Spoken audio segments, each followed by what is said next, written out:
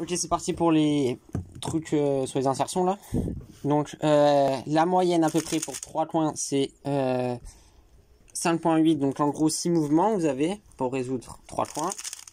Pour 3 arêtes, donc ça dépend s'il y a d'air ou pas. Donc là juste 3 arêtes normalement c'est environ 7 moves. Et 3 coins, 3 arêtes. Donc par exemple comme ça. Donc où il y a 2 coms. C'est 10 mouvements après, 10, 11. Mais après, il y a aussi des choses plus complètes. Par exemple, là, on a 4 coins et 3 arêtes. C'est aussi possible de faire ça, mais c'est un peu plus long. Mais ça tombe quand même rarement, mais c'est possible. Donc, comment on va faire? Là, j'ai écrit mon squelette. Il me reste que 3 coins. Donc, j'ai pris un truc vraiment très très court. Maintenant, je vais le cracher parce que pour le justifier, ça ne dure pas des plombes. Donc, là, on a le mélange. Donc j'ai mélangé le tube. Et en fait, au bout de cette séquence de mouvement, tac, tac, tac, il nous reste plus que 3 coins. Donc là, on voit qu'on a un R' ici.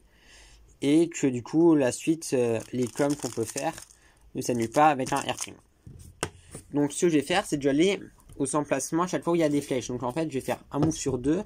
Parce que si ça annule quelque part, on le verra quand même au move d'après. Voilà. Donc, je mets ici tous les 2 mouvements. Donc après, en fait, je commence après le premier mouvement. Donc là, j'écris en... Là, c'est que les... là, c'est rangé de 4. Mais en gros, voilà. Donc là, je fais juste après le premier move. Je saute après. Je saute le deuxième. Le troisième, je reprends. Je saute, je reprends, etc. Donc là, je vais aller ici, à cet emplacement.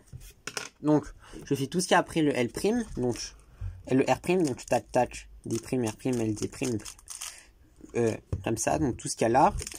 Je fais le mélange. Et je fais le premier mouvement. Voilà. Et là, je vois directement que j'ai un commutateur en 10 moves. Donc, je ne regarde pas. Parce que c'est beaucoup trop long. Et je vais voir la suite. Donc là, je saute tout ça et je vais direct au B'. Donc je fais B'. Donc en gros, la séquence que je fais, c'est que je fais B' tout le reste.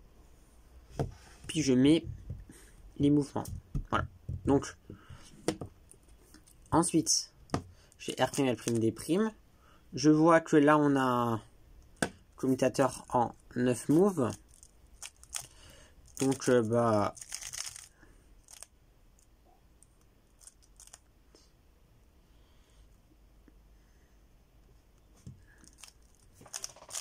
Normalement, je regarde pas, mais... mais là, avec un algo un peu bizarre qui fait 10 moves, j'ai trouvé un truc. Donc, normalement, je regarde que les 8 moves, quasiment jamais les 9, mais les 9 moves, je regarde un peu quand même qu'est-ce qu'il y a à la fin. Et là, en fait, je vois que dans le 9 moves, en fait, il existe un algo spécial. Et en fait, il se trouve que là, il annule tout le tune, quoi, quasiment.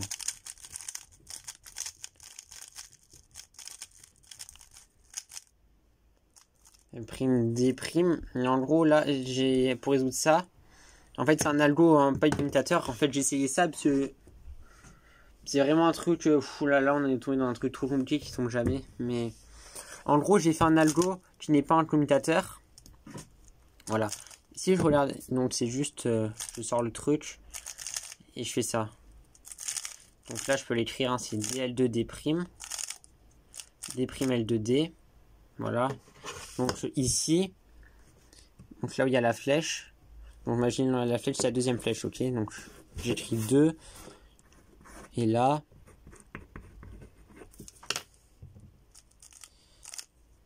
Voilà, je fais mon algo un peu bizarre. Donc c'est D' L2D. Et là j'ai un commutateur de blocs. Donc D', B, L2, D', DB.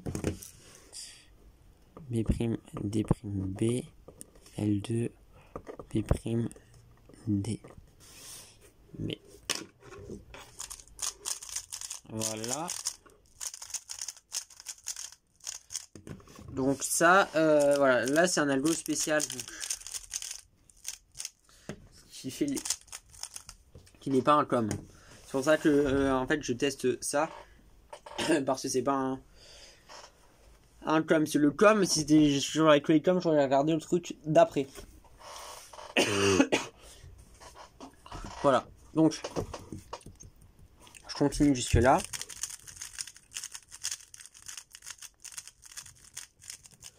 Et je fais, donc j'ai fait, en fait là ce que je viens de faire, c'est que je fais R', L', D', tout ce qu'il y a, donc voilà ça, j'ai fait ça, pour être à cet emplacement, comment on fait? On fait ce qu'il y a après l'emplacement, le mélange et tout ce qu'il y a avant, donc j'ai fait ça, le mélange, et maintenant je vais faire R', L', D', B', D', et là on est ici, là c'est un autre mouvement, donc on a ça. Je vais pas regarder le 10 move là, le truc bizarre, parce que en fait je vais retomber sur l'inverse. Ensuite là, je vais aller ici. Donc pour aller là, comment je fais? Je fais tout ce qu'il y a après la flèche. Donc D', U', R, U', R'. Maintenant le mélange.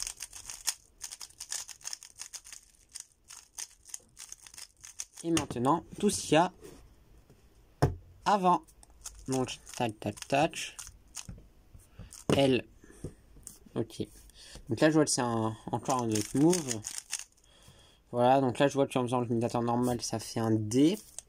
Et je vous dis, voilà pourquoi je ne regarde pas les commutateurs en 9 moves. Sauf le truc spécial un peu avant. Là, c'est vraiment une exception. Hein. Ça tombe jamais. Donc là, je vois que j'ai un D après. Donc ça annule. Mais en fait, ça va forcément annuler après, à l'emplacement là. C'est pour ça que je regarde tous les deux mouvements en fait. Ça nous fait gagner du temps. Parce que là, ça annule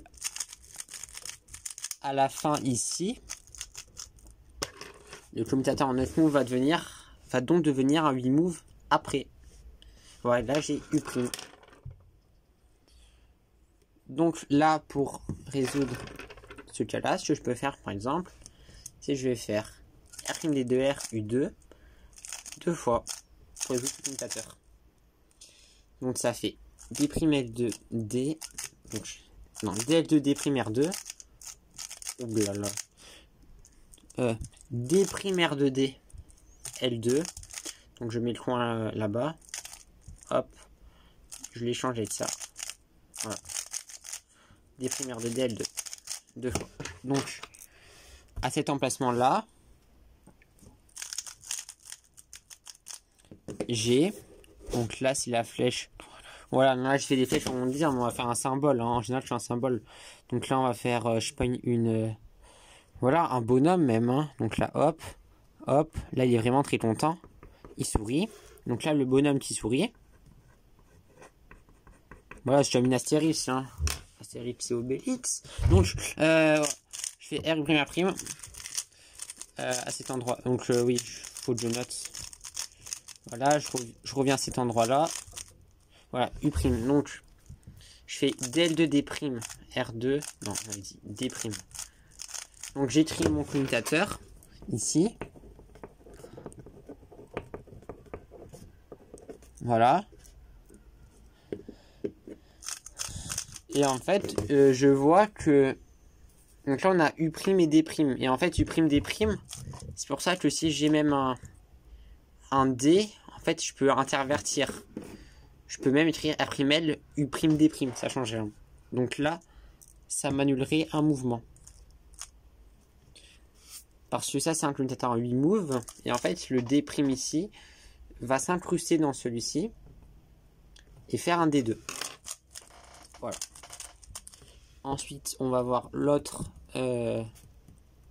emplacement ici. Donc, pour dernier emplacement, R', et là on va faire le mélange, hein, tranquillement. Voilà, puis après tranquille on fait R', L', D', B', etc. D', U', R, U', jusque là. Et là, qu'est-ce qu'on a de beau?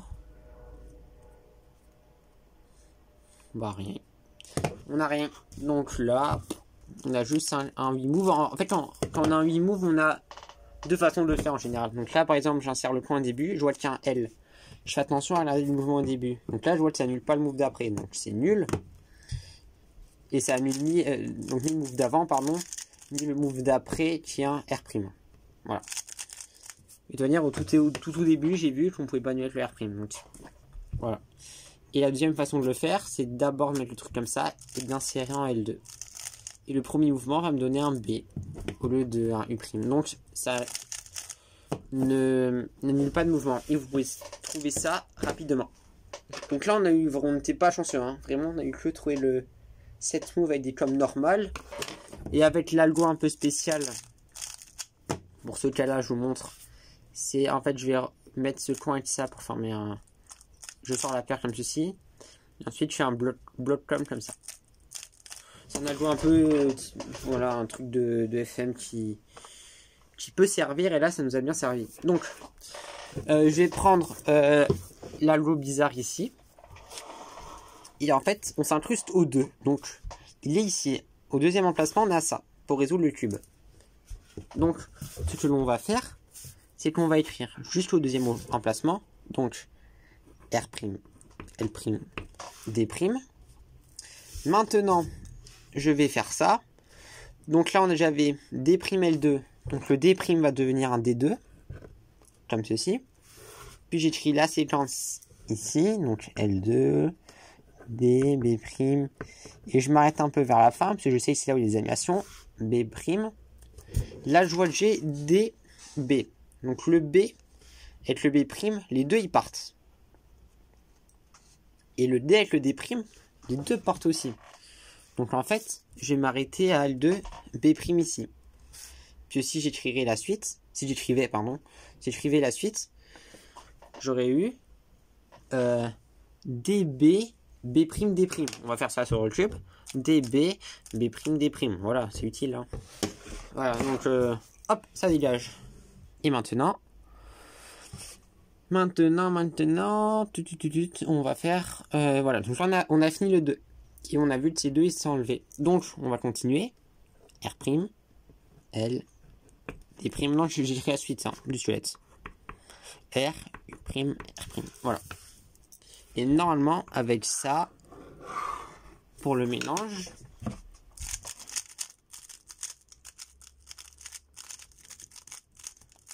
voilà.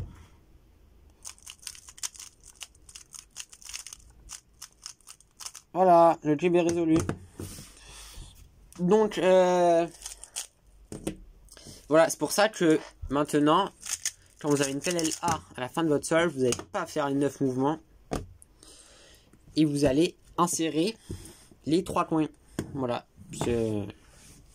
Et comme ça, vous vous trouvez avec un truc en 6 moves en moyenne, voire plus, voire moins. Voilà. Généralement, vous avez 7 max, hein, 8 ça tombe jamais. C'est vraiment, vous avez vraiment pas de chance du tout. Voilà. Donc, voilà. Donc, cette technique, ça marche exactement pareil. Par exemple, si vous avez 3 arêtes, c'est exactement la même chose. Si on a, par exemple, 3 coins, 3 arêtes. Comme ceci. Donc, là, faut vous réduire à soit 3 coins ou soit 3 arêtes. Voilà, donc imaginons dans notre squelette, on a tac, avant pour, on écrit le squelette, on a ça en dernier move, et ben ça s'annule avec le Niklas. Et là on se retrouve sur une insertion simple. Donc en fait, sur les insertions multiples, le but c'est de se ramener à une insertion basique. Donc juste 3 coins ou juste 3 arêtes qui ne nécessitent qu'une seule insertion. Voilà. Mais le principe est totalement le même. Hein. Donc voilà. Et même aussi pour 4 coins, 3 arêtes et tout, c'est exactement la même chose. Et justement, ce qui est le pratique de cette technique, c'est qu'imaginons on a 4 coins, 3 arêtes en 12, dans une position vraiment nulle. Je sais pas. Bon ça, voilà, ici. Là on a 1, 2, 3, 4. 1, 2, 3. Donc là, on a 3 coins et 3 arêtes. Ici. Voilà. Et imaginons à la fin de votre solve, vous avez ça.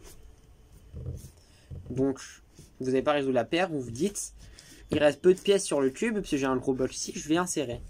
Imaginez que quelque part dans votre cube, vous avez cette configuration-là. Donc ici on a aussi 3 coins et 4 arêtes. Il y a le même nombre de pièces qu'ici. Et le but de l'insertion, c'est de trouver un endroit sur le cube où vous pouvez résoudre les pièces en moins de mouvements possible, avoir une meilleure configuration. Donc ici, la configuration, donc c'est juste une interversion, donc je suis très connu, L', j'insère la paire, L. Voilà. Et donc ça, c'est donné quoi. Ça fait 6 mouvements au lieu de ça, j'ai même pas envie de compter. Oh là, nul, voilà.